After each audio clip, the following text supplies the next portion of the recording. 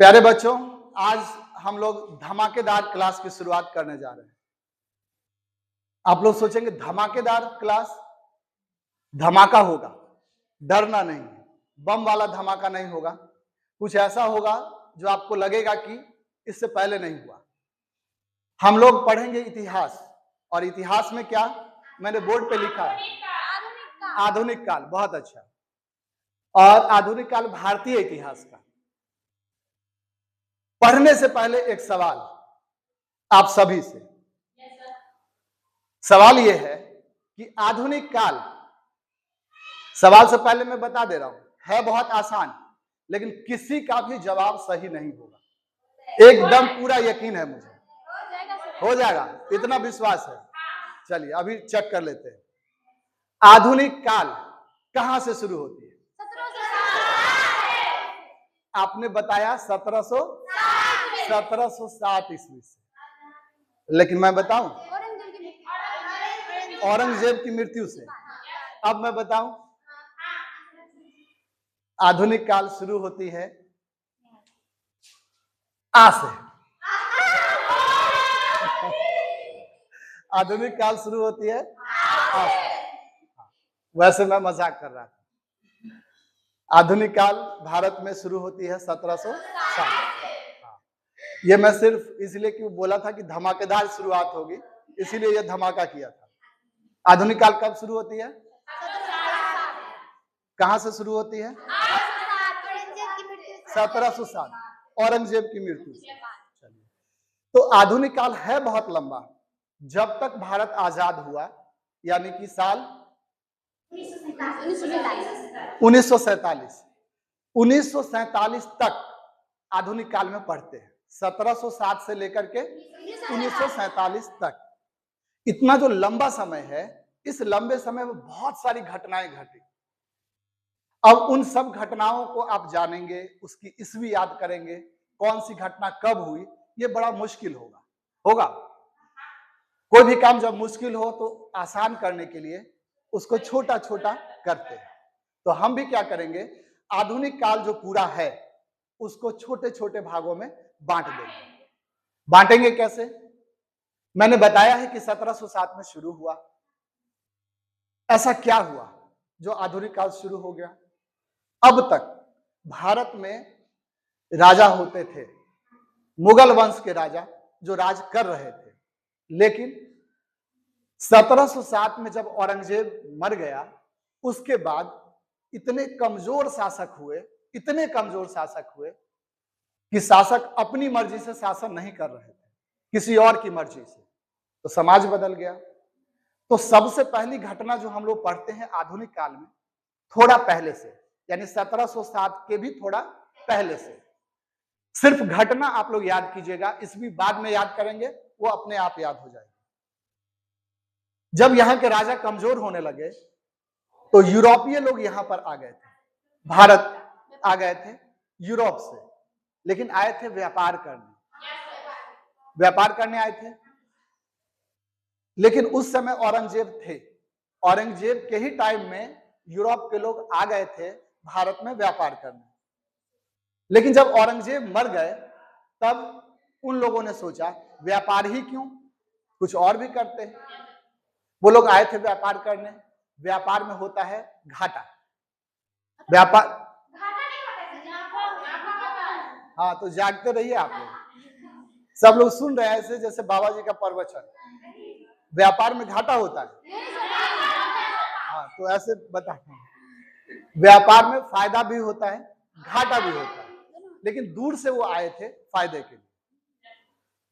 तो यूरोपीय लोग जो यहां पर आए, कंपनी बना के आए थे, क्योंकि व्यापार करना था उनको। तो सबसे पहली घटना जो आधुनिक काल में हम लोगों को पढ़ना है, उसको बोलते हैं यूरोपीय कंपनियों का भारत आगमन। जब वो आ गए यहां पर, तब क्या हुआ, यहां देखिएगा भी आप लोग, यहां भी आपको दिखेगा कि कौन कौन सी घटनाएं हैं, गौर से देखिएगा। सबसे पहले यूरोपीय कंपनियों का भारत आगमन, ये देखिए, यूरोपीय कंपनियों का भारत आगमन। कब से कब तक आई है? हाँ, 15वीं सदी से इनका आना जारी था, 17वीं सदी तक आते रहे।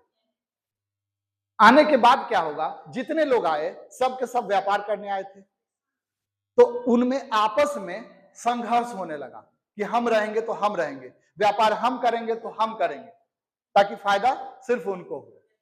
तो अगली घटना जो घटी वो क्या क्या आपसी संघर्ष। बहुत अच्छा, यूरोपीय कंपनियों में आपसी संघर्ष शुरू हो गया। दो घटना आपको याद हो गई सबको, सबसे मैं पूछूंगा लास्ट में। पहली घटना, ठीक है, यूरोपीय कंपनियों का आगमन। दूसरी घटना, हाँ, यूरोपीय कंपनियों का आपसी संघर्ष।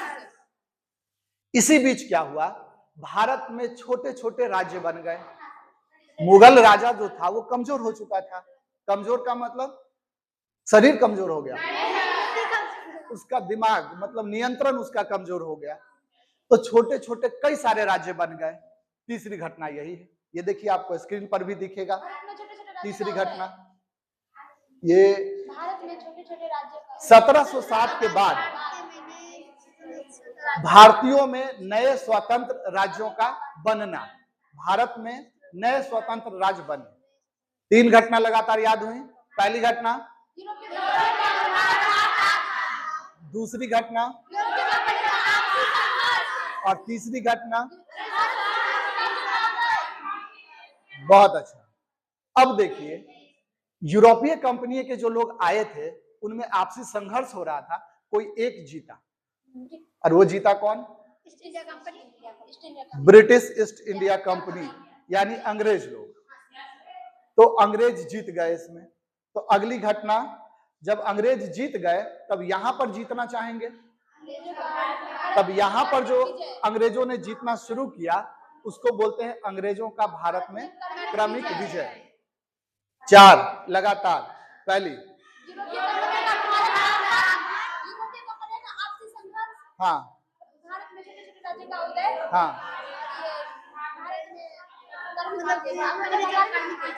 ठीक है, चलिए बारी बारी से पूछेंगे, फिर पता चलेगा किसको याद है किसको नहीं। नहीं तो पता चल रहा है कि सब लोग बोल रहे हैं, कोई नहीं भी बोल रहा है तो उसी में चल जा रहा है, बहती गंगा में हाथ धोना हो जा रहा है। 5वीं घटना को देखिए, जब अंग्रेज जीत गए यहां पर भारत में, तब क्या हुआ? ध्यान से समझना है, समझिए ध्यान से। अंग्रेज जब जीत गए तब उन्होंने सोचा कि अब हम भारत पर शासन करेंगे। शासन करने के लिए नियम की जरूरत होती है, कानून की जरूरत होती है। और शासन क्यों करना चाह रहे थे? शासन करके उनको क्या मिलता? क्या मिलता? क्या फायदा मिलता? बताइए इस पर जोर से, क्या मिलता? फायदा मिलता है। किस चीज का? व्यापार करता है तो उसको फायदा। भारत पर शासन करने से क्या फायदा मिलता? उसको पैसा मिलेगा सर। पैसा मिलेगा। बहुत अच्छा। कोई भी जो राजा होता है उसका काम होता है टैक्स लगाना। टैक्स लगाता है और जितना टैक्स लगाएगा वो सब राजा का होगा। तो जब अंग्रेज लोग यहाँ पर शासन शुरू कर देते तो टैक्स लगा के यहाँ से पैसा वसूलते।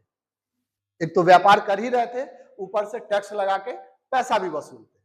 तो इसीलिए उन्होंने क्या किया, यहाँ पर पैसा वसूलने के लिए नियम बनाया जिसको बोलते हैं भू राजस्व व्यवस्था। भू मतलब जमीन, राजस्व मतलब टैक्स।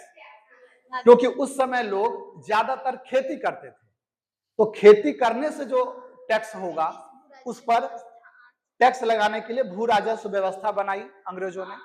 खेती के अलावा और जहां जहां से उनको फायदा हो सकता था उसके लिए आर्थिक नीतियां बनाए। और उपनिवेशवाद, ये क्या होता है, जब कोई शक्तिशाली देश कमजोर देश को अपने कब्जे में ले लेता है तो उपनिवेशवाद होता है। अंग्रेजों ने ऐसा किया। तो ये 5वीं घटना है। अब देखना, आप लोगों को तो ज्यादातर को याद हो गया है, मुझे याद है कि नहीं चेक करना, फिर भी देखना कहीं अटक गए। पहली घटना, यूरोप, तुम लोग चीटिंग मत कराओ, जहां मेरा गलत होगा वहां टोकना। पहली घटना, यूरोपीय कंपनियों का भारत आगमन। दूसरी घटना, अंग्रेजों का क्रमिक विजय। चलिए बहुत अच्छा, गुड। हाँ मैंने गलत बोला, वैसे जानबूझकर बोला था। तो पहली घटना हुई थी अंग्रेजों का, हाँ यूरोपियों का भारत आगमन। दूसरी घटना, हाँ यूरोपीय कंपनियों का आपसी संघर्ष। तीसरी घटना, भारत में छोटे छोटे राज्यों का उदय। चौथी घटना, अंग्रेजों का क्रमिक विजय। पांचवी घटना, हाँ अंग्रेजों की भू राजस्व व्यवस्था और आर्थिक नीति।